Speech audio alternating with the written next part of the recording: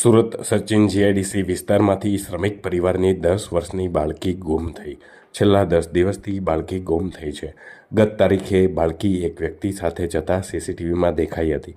બાળકીને શોધવા police commissioner દ્વારા ખાસ ટીમ બનાવાઈ છે. ગુજરાત રાજ્ય સહિત અલગ અલગ રાજ્યોની ટીમ પણ બાળકીને શોધવા કામે લાગી છે.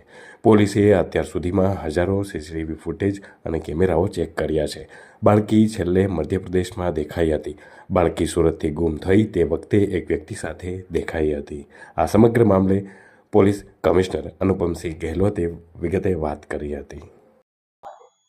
એક શ્રમિક પરિવારના દીકરી લગભગ 10 વર્ષની છે અને 8 તારીખથી 8 ડિસેમ્બરના રોજથી સચિન જીઆઈડીસી એરિયામાંથી મિસિંગ છે.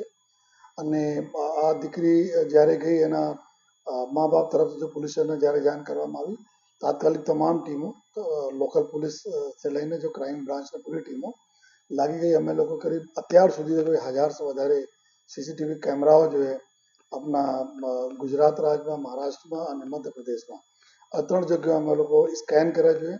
અને આ દીકરીને ટ્રેસ કરતાં કરતાં અમે લોકો જો મધ્યપ્રદેશમાં અલગ અલગ જો રેલવે સ્ટેશનો પર પહોંચ્યા જોઈએ, જબલપુર હોય કે ઇટારસી હોય, કટની હોય, અલગ અલગ સ્ટેશનો પર જ્યાં આ છોકરી નજર આવી. શરૂઆતમાં એક વ્યક્તિ સાથે નજર આવતી હતી, અત્યારે આ વ્યક્તિ સાથે નથી, એકલી નજર આવે છે અને અલગ અલગ ટ્રેનોમાં એના મુસાફરી જોવામાં આવી. અમે લોકો જો રેલવે પ્રોટેક્શન ફોર્સ જો આરપીએફ અને જીઆરપીની મદદ લીધી છે અને સતત જો એ અમારી કરીબ ટોટલ જો 6 ટીમો છે, જેમાં 30થી વધુ અમારા ક્રાઇમ બ્રાન્ચ અને બીજા અધિકારીઓ અને જવાનો આ લોકો સતત જો એ બીજા રાજ્યોની પોલીસ સાથે સંકલનમાં છે.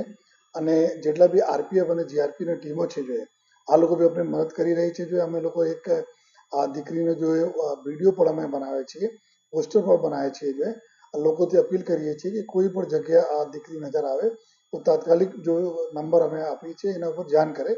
અને અમે વિશ્વાસ છે જોઈએ કે અમે દીકરીને બહુ જલ્દી શોધી લઈશું. લેકિન આમાં એના શોધવામાં કોઈ કસર અમે લોકો બાકી રાખતા નથી. અને આ જ પ્રકારના મદદ જો અન્ય પોલીસ તરફથી બી અન્ય રાજ્યોની પોલીસ તરફથી મળી રહ્યા છે તો ઉમ્મીદ છે કે જલ્દી આ છોકરીને અમે લોકો ગોતી લઈશું.